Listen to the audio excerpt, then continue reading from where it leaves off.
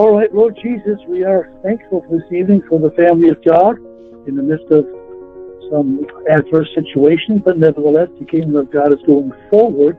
We're thankful for the word of the Lord. Continue to pray that we grow in grace and knowledge in the favor of Almighty God. Keep your hand upon the church. Strengthen the people of God in the midst of adversity, and may the favor of God rest upon the obedient. Coming out of Psalms chapter 1 in verse, the first 3 verses, blessed is the man that walketh not in the counsel of the ungodly, nor stands in the way of sinners, nor sitteth in the seat of the scornful. But his delight is in the law of the Lord. There you go, the law of the Lord. And this he meditates day and night. He be like a tree planted by the rivers of water, bringeth forth his fruit in its season. His leaf also shall not wither, and whatsoever he doeth shall prosper. So we do want to abide by the laws of life, the laws of the Lord, and you can walk in the wisdom of the Lord as he gives natural laws and spiritual laws. We'll review shortly. With a short review, and then we'll continue on.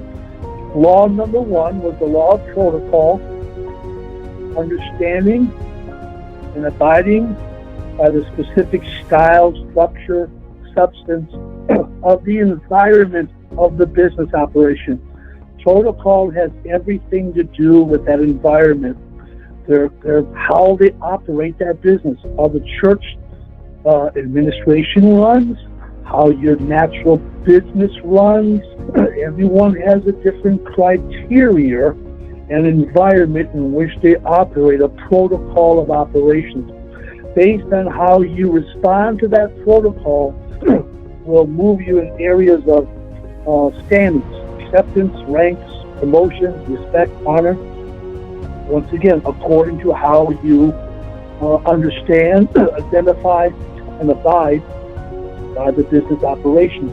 It can go very well for you, but not so well based on your understanding that protocol and thereby, and how we speak of that administration as well. Number 2 is simply the law of multitasking, the ability, and when I say the laws of God, natural laws of success, these processes of God's laws, natural laws working together make us all better people. Law of multitasking, the ability to do more than one objective. Our roles, our responsibilities, whether in the natural and the spiritual, ability to be multitasking is a beautiful gift, a beautiful law, and it produces a tremendous amount of law of success, and one that works kind of with that, and yet it's the opposite. It's the law of focus.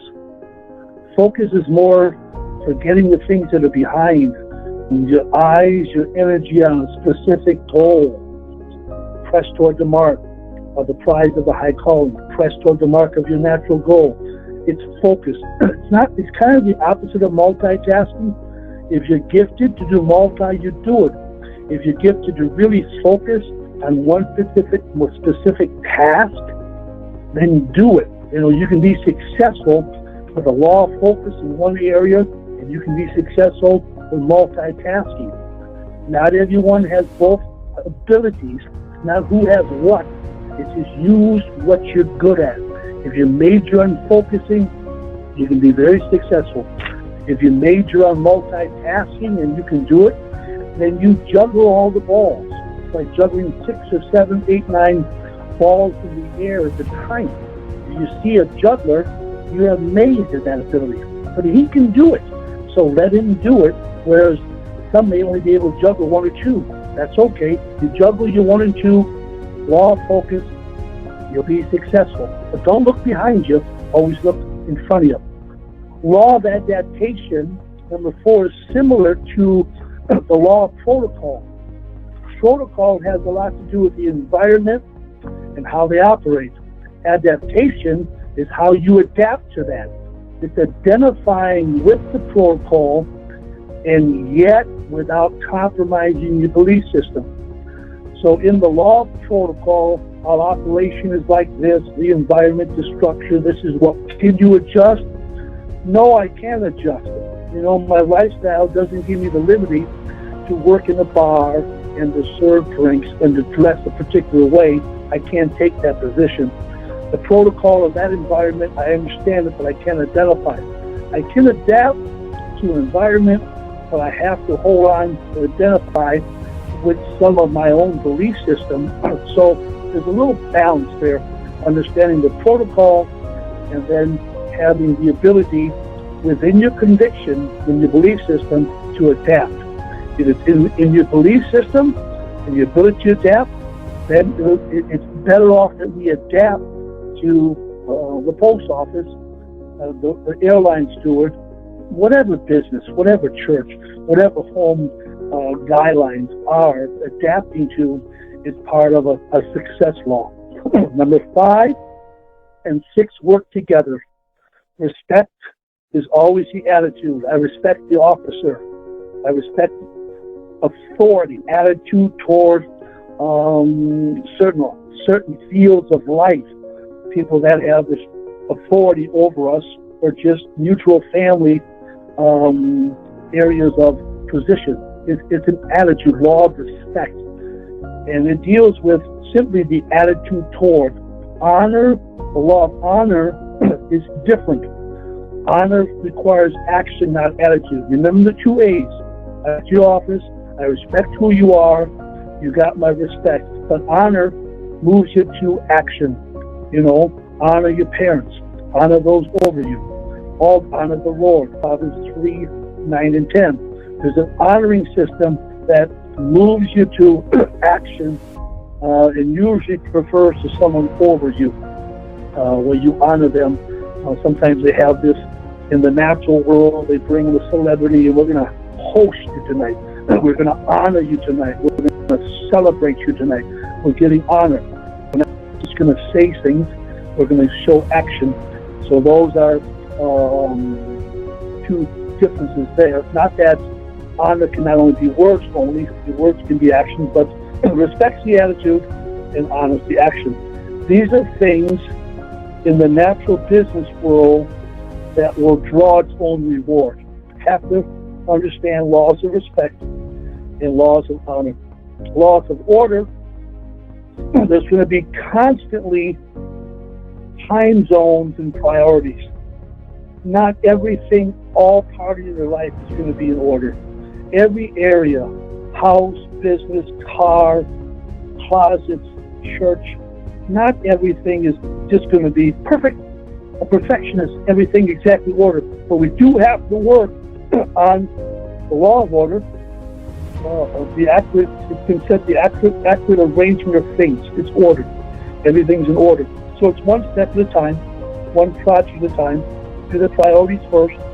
And the law of order, you actually celebrate when the house gets clean, the car gets clean, things are in order, your desk is all in place, and it's challenging when things are out of order.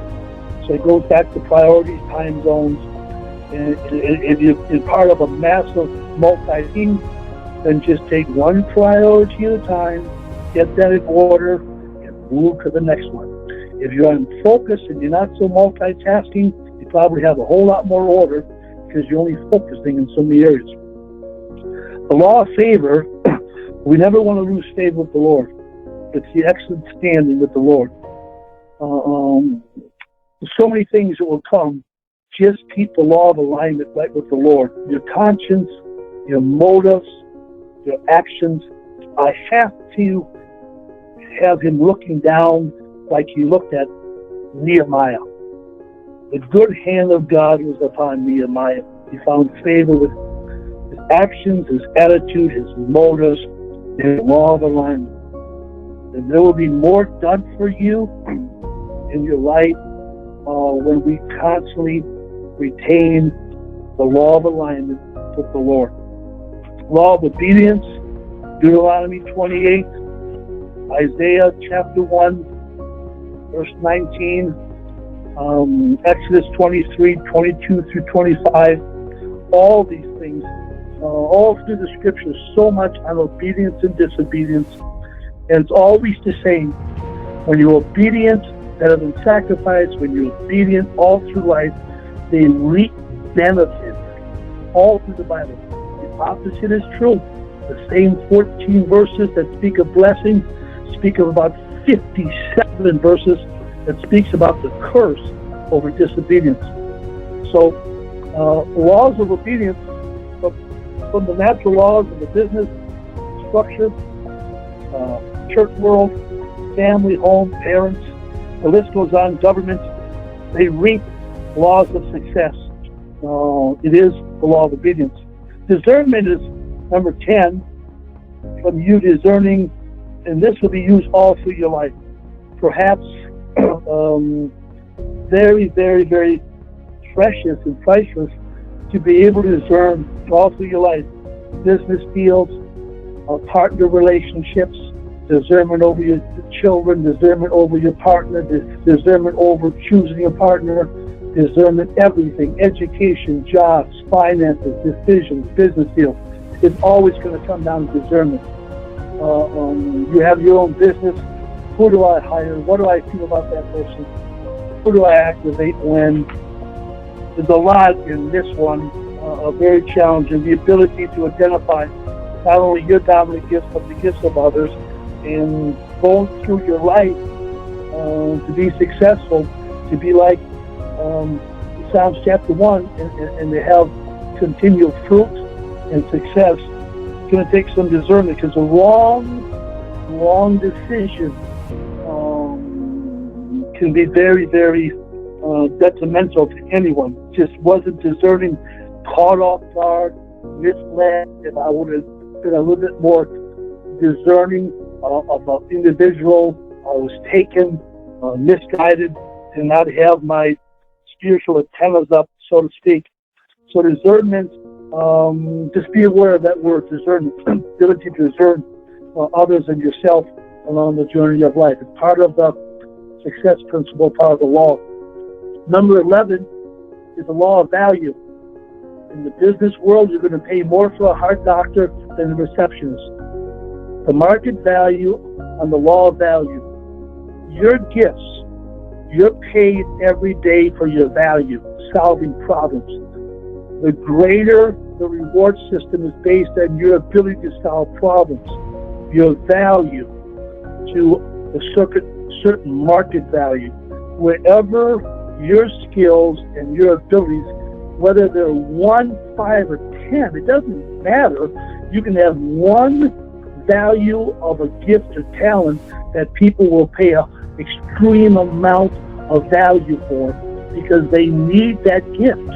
They need that ability, and you can take that in many areas. As we said, the heart doctor, or whether you're talking about a specific gift that a football field needs a running back, and they have a running back, they're going to pay for that running back because that's what they need.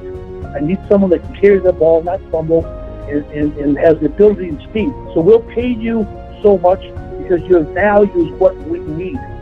Other teams, they have 5 running backs. Don't need it. They're going to pay nothing.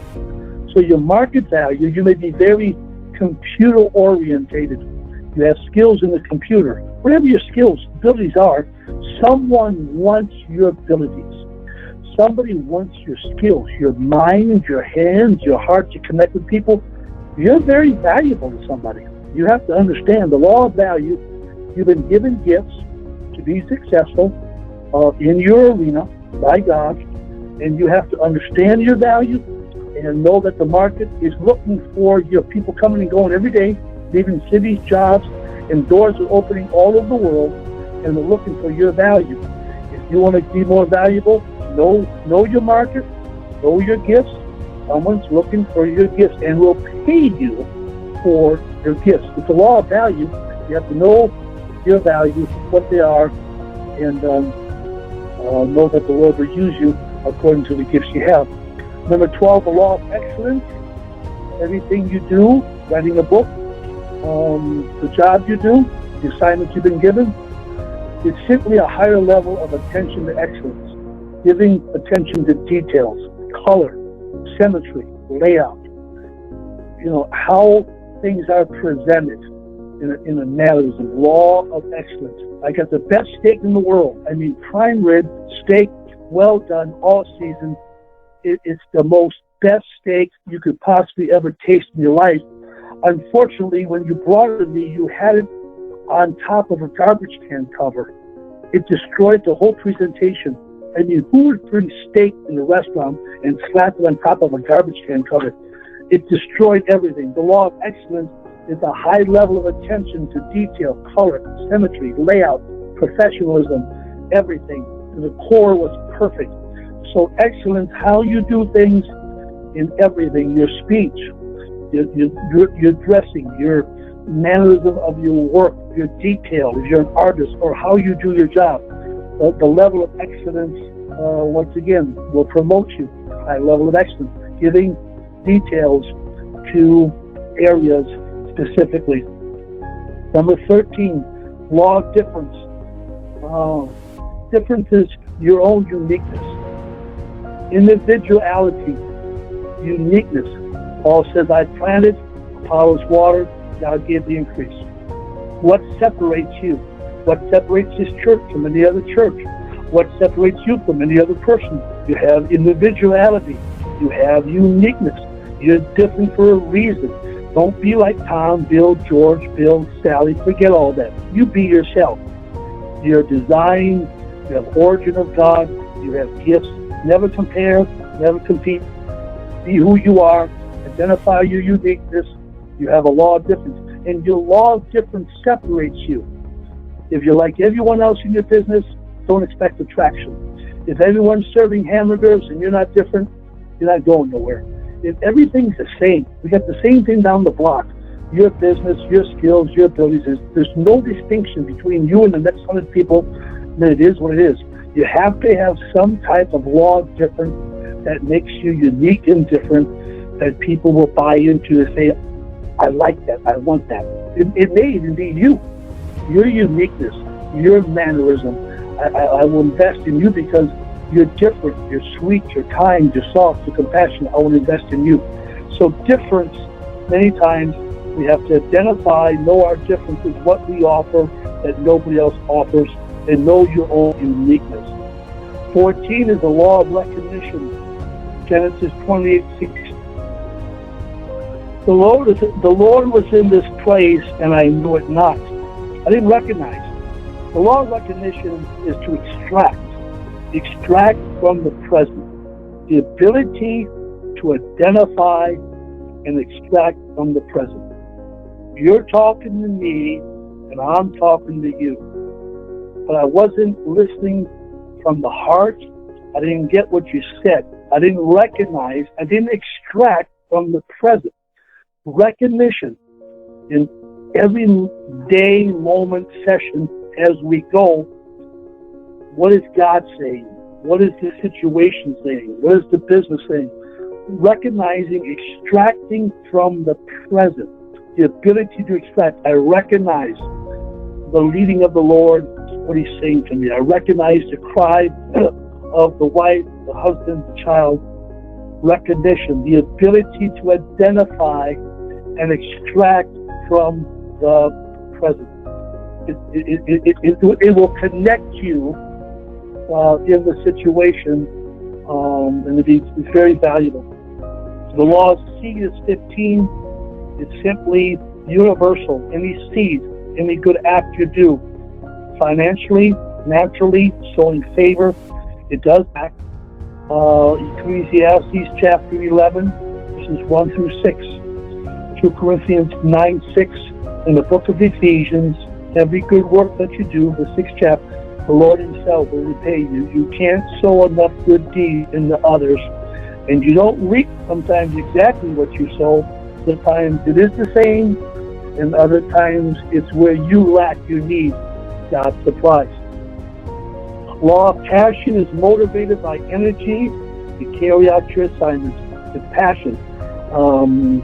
It's a powerful, beautiful thing, knowing your passion. Number 17, law of the mentors. I can learn from the mistakes of my mentors. Mentors are more valuable than anyone could ever imagine. A financial mentor, a teacher of the Word of God, the mentor,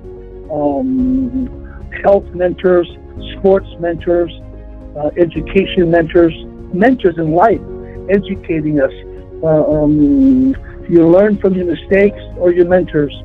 You died early. You died at 45 because of your health. You had no mentors to teach you what to eat, how to eat, your protein, everything. But people are destroyed for lack of knowledge. Mentors, all of us need more mentors. We have maybe a spiritual mentor, men and women that teach us. We have other mentors. The health is major in other laws. There's so many people that have so much wisdom in natural finances. They've doubled and tripled the money. They know the law. They know where to put it. They're mentors. When we lack the mentors, yeah, we go without. It's a challenge for us, but nevertheless, just a point about law of mentors. What we can glean from others can take us 15, 20 years further. As young men come into church, as young women come into church, you older mothers and you older brothers, men, that have been in the Lord a long time, you have so much wisdom about the Bible, about things to come, your picture of life, your principles. Your picture is broader, bigger, your experiences you've gone through. You are masters at mentorship. You can say, don't make that decision. Don't go down that road. Why? Because the Bible shows us things. We've been there. We learn from mistakes, but we also can glean from mentors to avoid traps and ditches. And the longer you serve, we learn from our mistakes. Don't want to go there, but we sure go a lot further. And we have mentors that can teach us. Don't go down that road. There's the traps. Go this way. This is your success. So mentors, we either going to learn from our mistakes or mentors. The prodigal had to leave. He had the father in the house, but he had to learn from his mistakes. And so it's either mistakes you're going to learn from or your mentors. Number 18 is your law of goals. Habakkuk 2:2, and that just has to be written out. There's no goals unless it's written. Write out your goals for the vision. Make it plain, and let it go forth, and back it with a plan of action. But they have to be written. That's what they say about all goals. They have to be written, have to be clear. Don't have to be 5 years out, 10 years out. Start wherever you are, but it has to be written. Law of change, Isaiah 40:19, he'll do a new thing. Ecclesiastes 3:1, this can be a season in time. We're never going to stop changing. I hope we're changing for the better. I hope everything you do in life, if you make a change, it's not just for a change. We're hoping the change is better.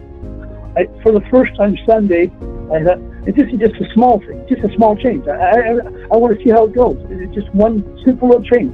I had all speakers come to the platform and speak to the mic. It's just a small thing I'm mentioning. How is that going to turn out? I hope it's powerful. I hope it changes the whole atmosphere of the prayer service. I don't know. It's a change. I use that as just coming out right now. But all the changes you make in life, church, your home, everything, we hope that change is not just a change, but it's for the better. Law of change. Doing and creating things for the better. We're going to make changes in the home, the church, business, for the better. Law of change. It's going to come overnight? No. But you start line upon line, precept upon precept. And law of change is not going to stop. 20 is law of trust. It's the oversight of another person or thing. It's releasing into the hands of another. You're faithful in little, you rule over much. Law of trust is releasing things. It's been said, it's not so much releasing, it just has to be in the right hands. Very, very important. Go slow in releasing of things, whatever it may be. Go slow in that path. Pastors made a lot of mistakes too fast, is putting a lot of people in places real fast. Other times it's been real good. Back to discernment. But law of trust, we all need to trust, all need to let go. At times it's fast, at times it's slow. Use discernment. The law of trust is releasing the oversight of possessions, people in the hands, operations in the hands of other people. 21 is the law of assignment. We dealt with that last week in the review. We talked about 10 things in the law of assignment. Let me mention the 10 things again in the law of assignment. Number, I'll put these in A, B, C, 10 of them. Law of assignments. Number 1 was the path of discovery, the reason I was born. This is very important. This study right here, these 10 things are very important. Why was I born? I'm going to do this. I'm going to decide to do this. You don't decide your assignment. You got to discover your assignment. Moses, you're going to discover why I left you in 80 years, and now I'm calling you for your major role in life to lead the children of Israel out of Egypt.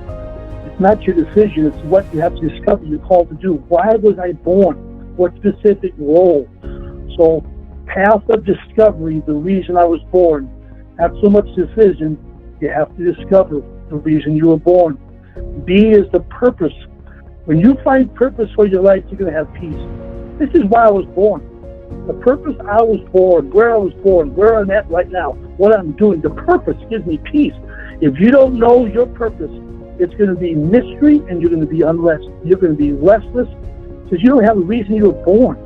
Why? What's my purpose? Why was I born? Why am I here? Why am I in Milwaukee? Why am I at this job? What's my purpose? For God's sake, if you don't know your purpose, you will be very restless. If you know your purpose, if you discover it, you're going to have peace. You're either called, number C, to people or to a person. It could be both. Could be called to an individual. Aaron, you heard, hold up his hands. You could be called to a mass of people like Israel. You have to identify who you're called to.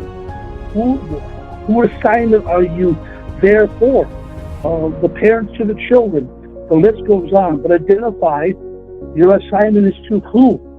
Number D is identify the general and specifics.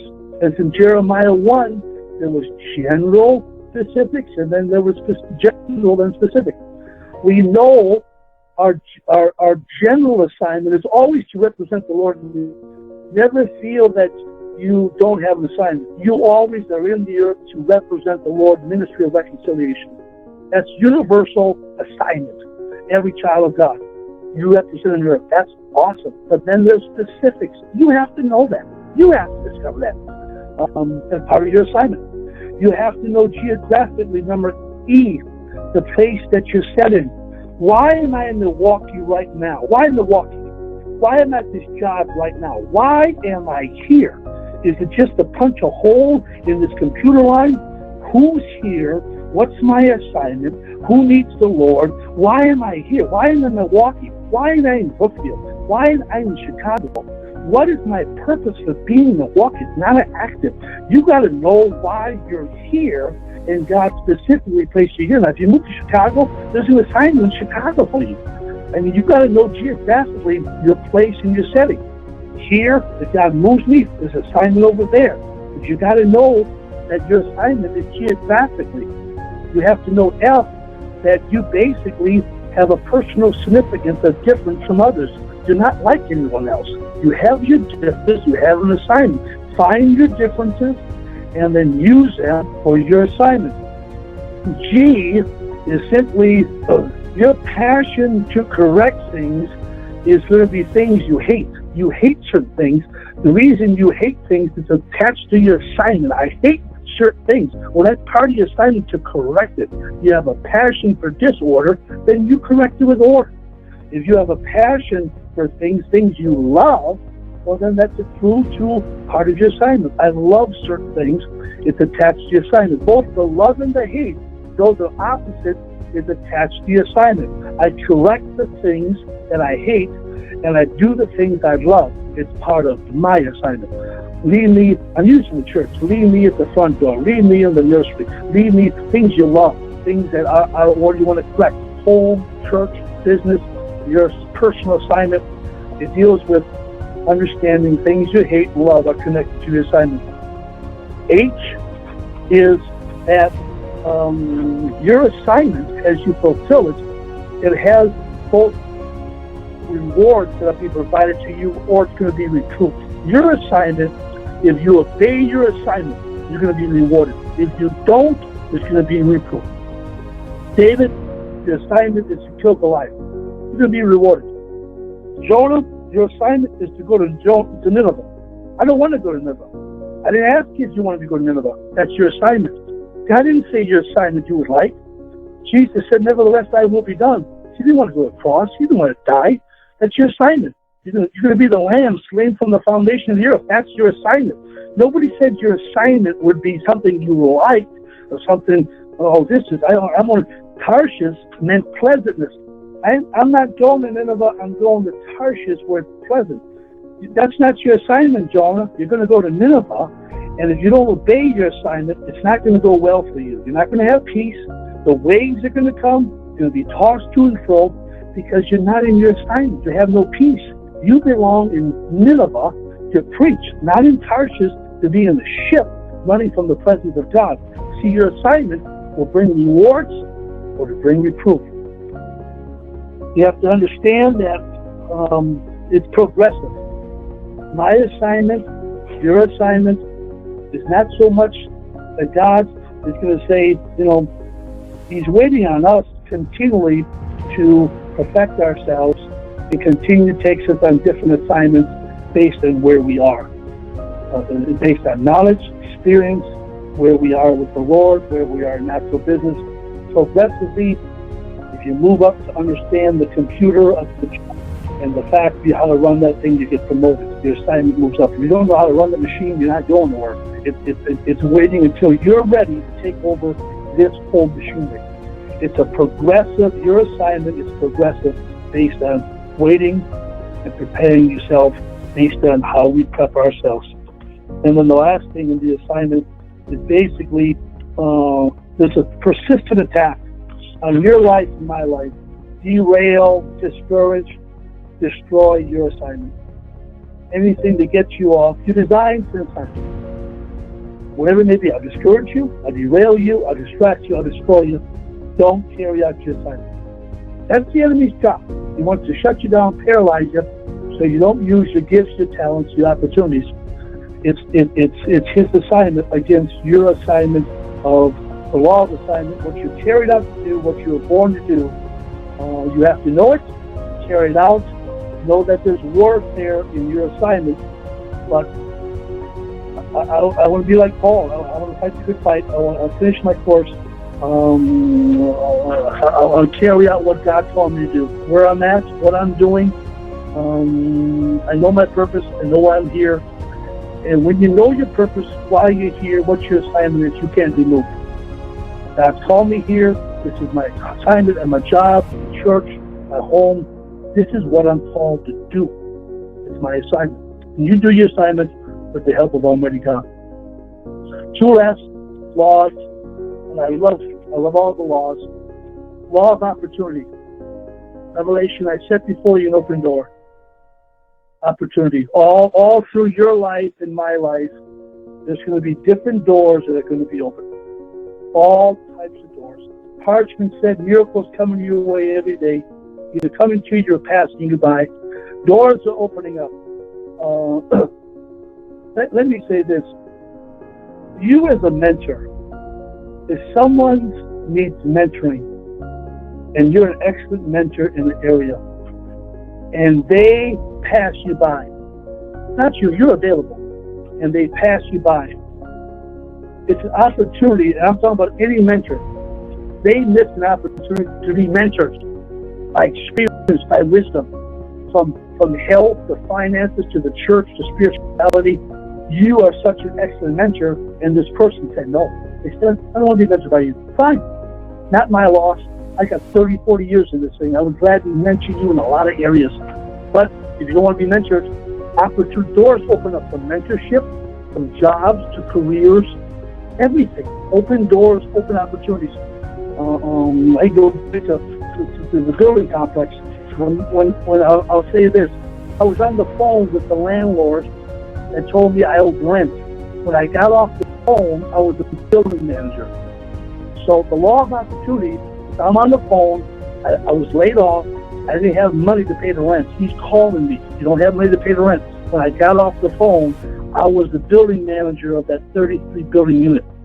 The law of opportunity, there was a door that opened in that conversation that made that available. So whatever the opportunity is, I'm just letting you know God has doors that are open for every last one of us. force, laws of opportunity. And the last one is law of expectation. We speak of this all the time with Elijah with his axe head, that he believed the axe head was going to float. He had the expectation, and what you look for is what you're going to get. What you respect will draw to you. I'm looking for the axe head to float. My expectation, whatever you expect is going to happen. If you expect the worst, guess what? It's going to happen. If this is going to happen, this is what you're going to expect, you're going to get exactly what you expect. If you live in fear and doubt and discouragement and you're in bondage of anxiety, that's what you're going to get. You can't sleep at night.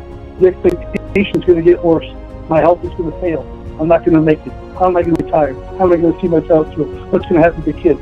Your expectation is like, dismal. It's shrouded by doubt and unbelief.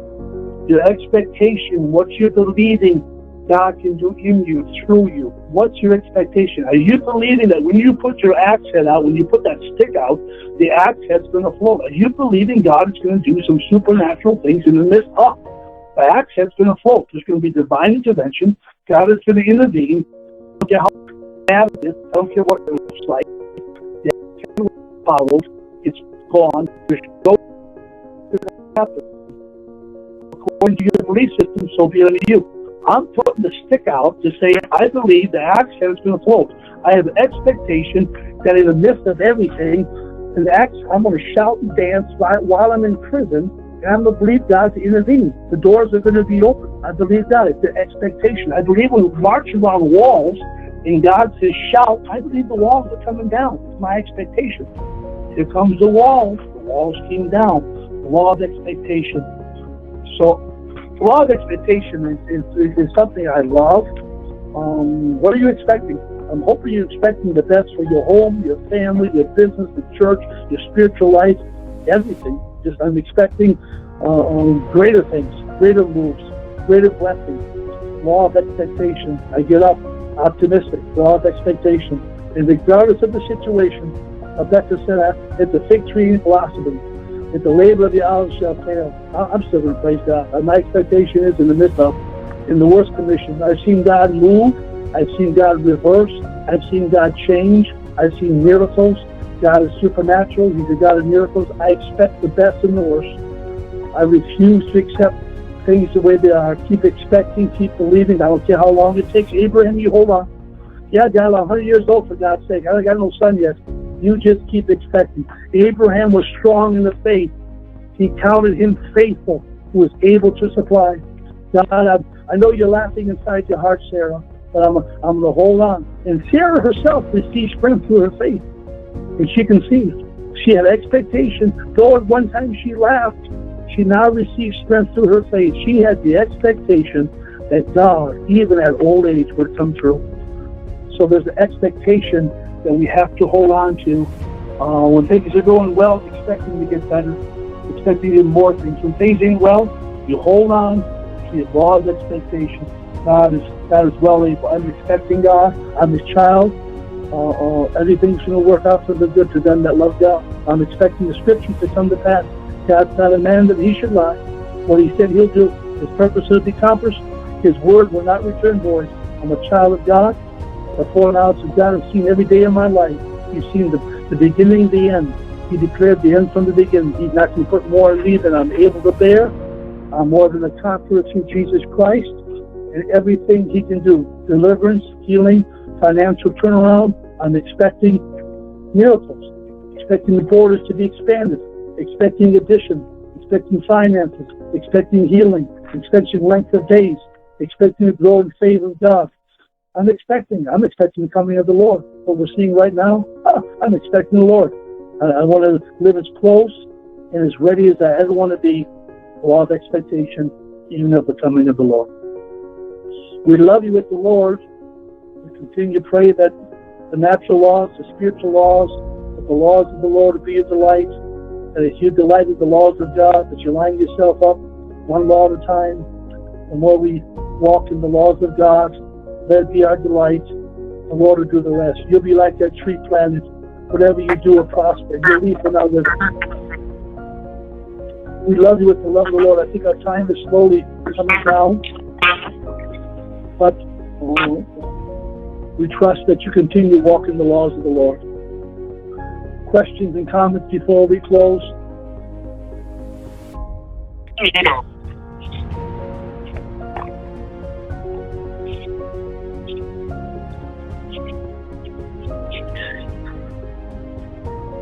Any questions? Okay, Pastor, I have a question with obeying your assignment. Hello? Yes? Okay, it sounded really loud. The question that I have with assignment, how do you know what your assignment is? And I know, like, I have different thoughts. Is it just like what I think? I mean, how do I know if it's my on an assignment or that God gave me an assignment to do? It's going to be the discernment. It's going to be hearing the voice of God. And a lot of things, like you said, this is what I love to do. This is what I hate to do. Is it specific? Is it general? Sometimes you just flow. You stay in the Word of God. You walk with God. Things will be revealed as you go. Certain passion you have. Certain things you want to do. Ask God to open up doors. Sometimes the door is open for you, ready to walk in and make the change.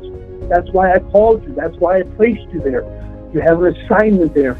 I'm not going to sit you with no assignment on your life. You ultimately represent Him. But what do you want to do, child? What's your passion? Where do you want to flow? What do you love? What do you hate?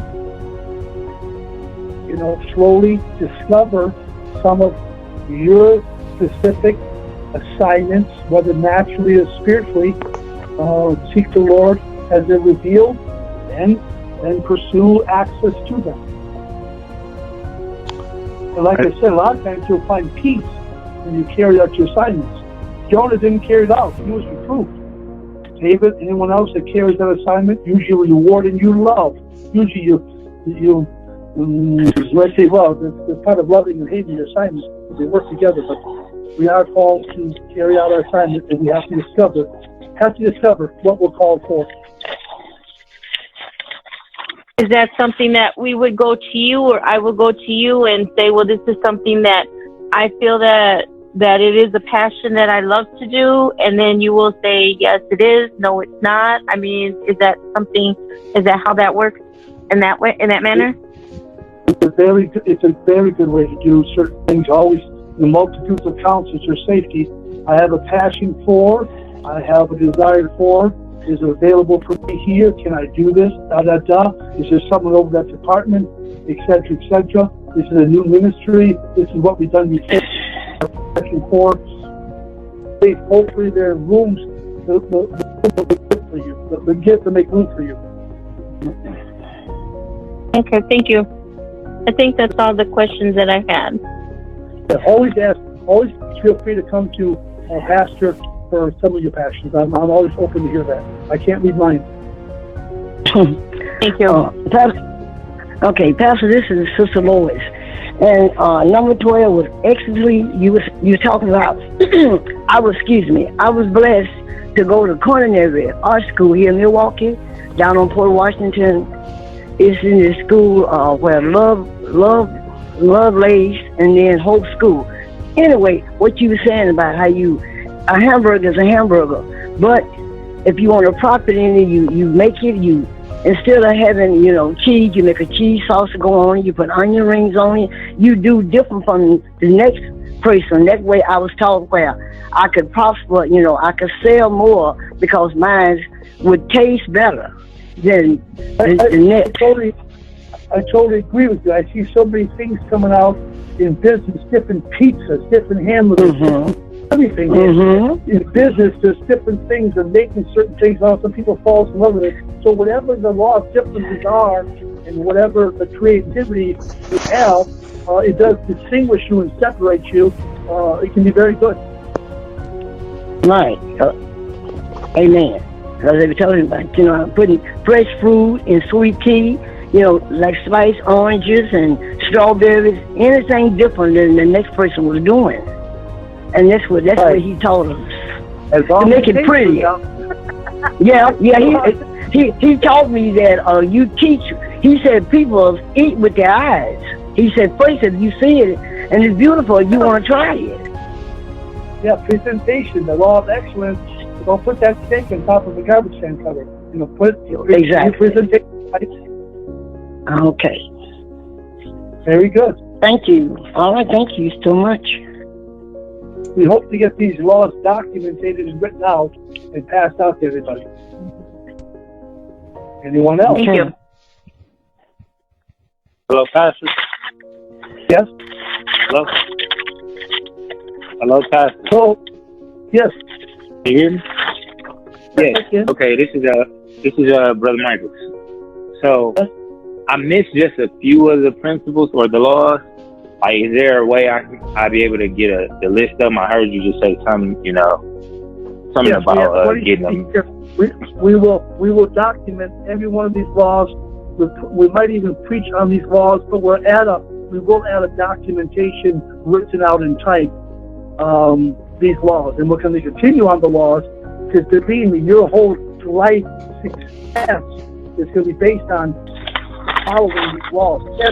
Every area, educationally, financially, spiritually, lining yourself up, these laws are powerful.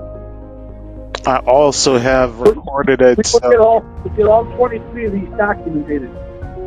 Yeah, no, listen, I have also recorded this lesson tonight, so you'll be able to hear it possibly tomorrow or on the weekend. So this is recorded, Okay. and you can listen it when I send the link back out, okay?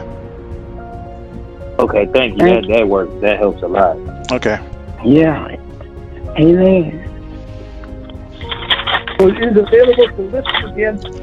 And we'll make sure these laws, as we continue, that we document. We will type these out and make them available for documentation. Anyone else? These comments are good.